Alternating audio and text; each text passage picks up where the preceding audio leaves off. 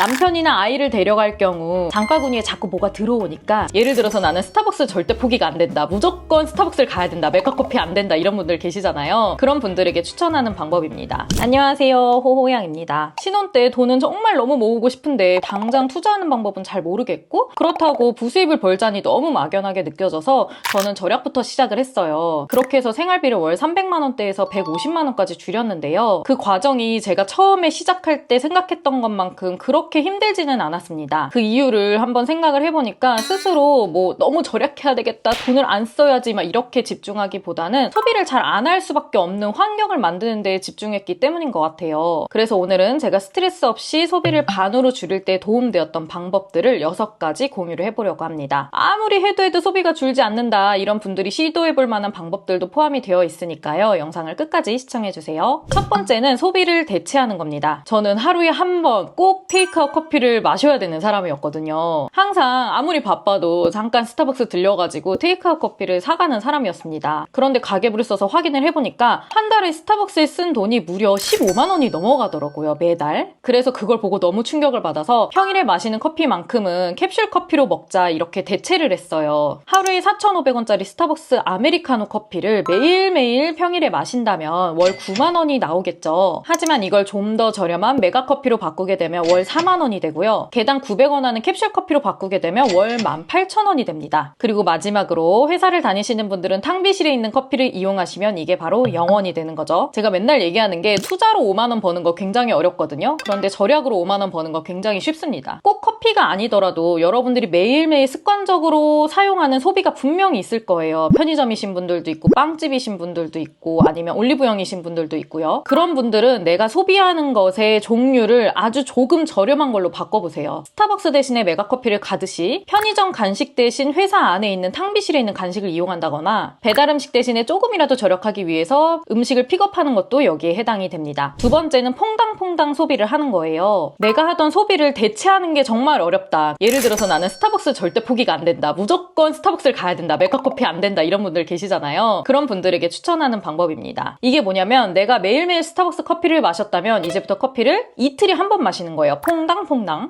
오늘 스타벅스 가고 싶은데 내가 어제 스타벅스 갔더라 안 갔더라만 생각하시면 됩니다. 어제 스타벅스를 갔다면 오늘은 갈 수 없고요. 어제 스타벅스를 안 갔다면 오늘은 갈 수가 있는 거예요. 만약에 오늘 스타벅스 가는 날이 아니더라도 딱 하루만 참으면 내일은 갈 수가 있기 때문에 아예 스타벅스를 끊어야지 이런 것보다 훨씬 현실적입니다. 이것 또한 소비를 금지하는 게 아니기 때문에 스트레스가 전혀 없습니다. 세 번째는 진짜 강조하고 싶은 미니멀 라이프입니다. 저는 미니멀 라이프만큼 좋은 소비 습관이 없다고 생각을 합니다. 그렇다고 저는 막 집에 옷이 막 10벌밖에 없고 이런 극단적 미니멀 라이프는 절대 아니에요. 하지만 결혼 후에 수시로 물건을 정리하면서 물건을 버림으로써 느끼는 죄책감을 많이 알고 있기도 하고 또 물건을 관리하는 데 들어가는 에너지가 굉장히 크다는 걸 알면서부터 물건을 사는 게 굉장히 조심스러워졌달까요? 물건이 적을수록 굉장히 내 마음이 편안하고 내가 행복하다는 걸 경험을 많이 했어요. 그러다 보니 식재료 이외의 모든 물건을 집에 들여올 때는 긴 고민을 하게 됩니다. 돈이 아까워서가 아니라 집에 물건이 늘어나는 게 싫어서요. 그리고 만약에 집에 물건이 들어왔는데 조금 사용해보니까 진짜 뭔가 좀 불편하고 마음에 안 든다라고 하면